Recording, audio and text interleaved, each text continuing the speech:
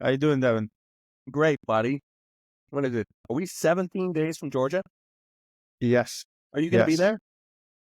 Yeah. I've said before, I'm like, to me, it's like winning the Stanley Cup in Canada, winning the Dart World Championship in Great Britain, winning the 100-meter dash in Jamaica, Yeah. going to Georgia and winning an arm wrestling. That's the plan, right? Listen, how big you are now? how big you think I am? 305 pounds. Who's talking to you? Really? I got it. Hey, listen, I didn't say anything. I'm just saying who you're talking to. All I'm going to tell you is that I have fat, like fat back. My legs are fat. My fat ass, like I have fat on my body. It's pretty wild to be this chunky. I am pretty awesomely strong, I think. Really? Like, arm wrestling is tough to measure everything, but I think I'm pretty, I tell you, he better be ready.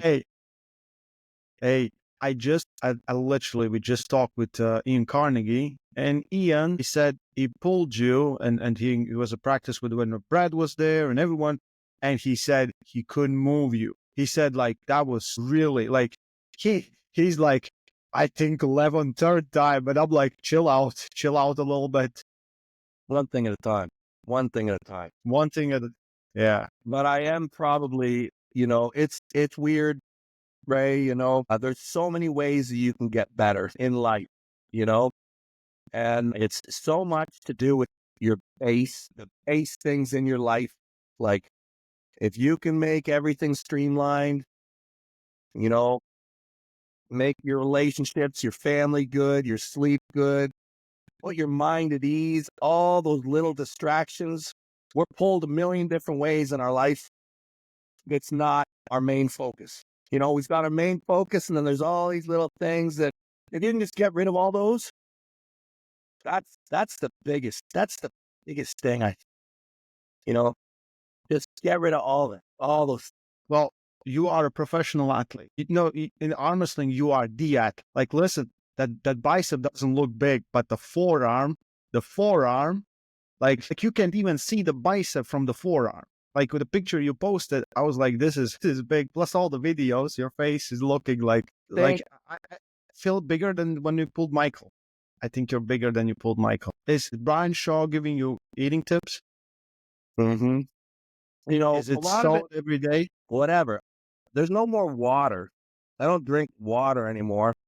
What a waste of time. I remember when you come to practice with 2 pitchers full of water and just drink those. And now it's pop. It's pop, or it's like Boost or Ensure or like some kind of fruity drink. Yeah. Waste of liquid.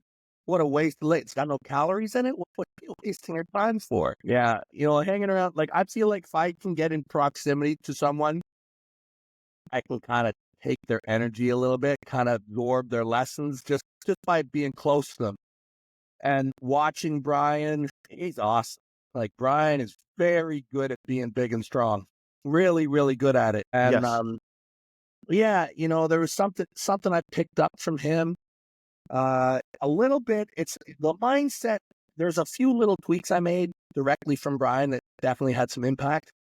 And there's a bunch of people who have helped me, but Brian was a big one. One of the things that I try and do when I get massive is I do a lot of buffets. I'll go and just stuff myself, and I still do that every once in a while. But what I've found, it's the same way as lifting weights. You can go to the gym and just rush it, like just kill yourself, and you'll be beat up for a couple days. Or you can go to the gym, work out. Yeah, exactly. Yeah. Same thing with nutrition. Just keep eating. Don't stuff yourself, and you'll actually get more calories in by doing that. Yeah. Everything just around here is a mass gainer, or like, I have no more water lying around my house anymore. Hey, Genadi's in big trouble, man. I hope he knows it. Like, I love the buildup. and I think you like that he's talking to you, that there's actually engagement from both sides, right? Because most of the time, guys will not do that. He's like responding to every single video. Like, it's crazy. I rewatched the match, your match, a few times. What was the biggest lesson you learned in that one? Like, I feel like Genadi, his press will be still as deadly as it was.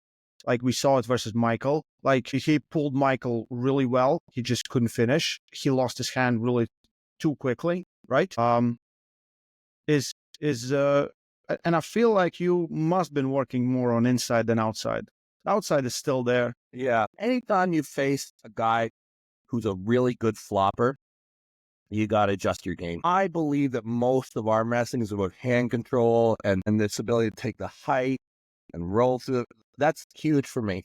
It's a big, big part of my game. And especially at that time, I was really, like, I was down to like basically only training my rise. And actually, when I arm wrestled, As we talked about it, like few months before, remember? You said like, and I said like, you don't need that much hook, but you still need some. You're like, I don't think so.